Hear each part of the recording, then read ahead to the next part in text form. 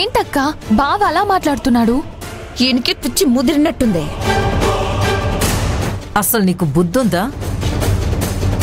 ఏం మాట్లాడుతున్నావో తెలుస్తుందా? అత్తయ్య గారు, నేను అడుగుతున్న దాంట్లో తప్పేమీ లేదు. సాయంత్రం మావయ్య గారు దేని గురించి చర్చించారో అదే అడుగుతున్నాను.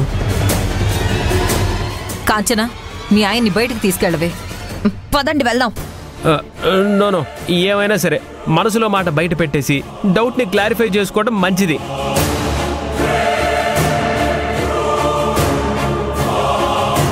అలా అయితేనే ఆరోగ్యం బాగుంటుంది, లేదంటే అనారోగ్యం పాలైపోతాం. ఇది మద్యపానం ధూమపానం కన్నా ఇంకా ఎక్కువ ప్రమాదం. మీరు వెళ్తారా లేకపోతే మా అమ్మ చేత పళ్ళు రాళ్ళు కొట్టించుకుంటారా? ఉండు కాంచనా, నేను అడిగిన దాంట్లో తప్పే ఉంది. అనవసరమైన విషయాలు మాట్లాడకండి. ఇది చాలా ఇంపార్టెంట్ విషయం. కాసేపు నువ్వు ఊరుకో. అత్తయ్య గారు, నన్ను తప్పుగా అనుకోకండి. ఇందాక మావయ్య గారు ఏమన్నారు? చెట్ల చుట్టూ పుట్ల చుట్టూ తిరిగితేనే పిల్లలు పుట్టేవాళ్ళు ఆ కాలంలో. ఇప్పుడేంటి, డాక్టర్లు వచ్చి పరీక్ష చేస్తే గానీ పిల్లలు పుట్టడం, పెరిగి పెద్ద అవడం జరగదనేసి అంటున్నారు.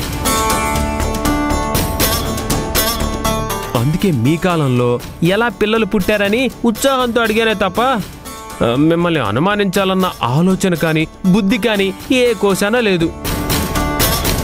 ఆయన మాట వరుసగా అన్నారు, నీకు మెంటల్ వచ్చి మాట్లాడుతున్నావు. మెంటలోడన్నా పర్వాలేదు అత్తయ్య గారు, కానీ కాపురం చేయకపోయినా చెట్టు చుట్టూ పుట్ట చుట్టూ తిరిగి కన్నామన్నారు కదా. ఇంతకీ మీరు ఏ చెట్టు చుట్టూ తిరిగారో ఏ పుట్ట చుట్టూ తిరిగారో చెప్తే మేం కూడా అక్కడికి వెళ్ళి పూజ చేస్తాం. మా పెళ్ళై 6 ఏళ్ళు అయింది, ఇంకా పిల్లలు పుట్టలేదు కదా, అందుకే అడుగుతున్నాను.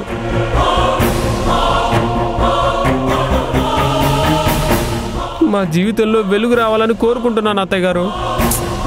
దేవుడి మీద నమ్మకం ఉంచాలి.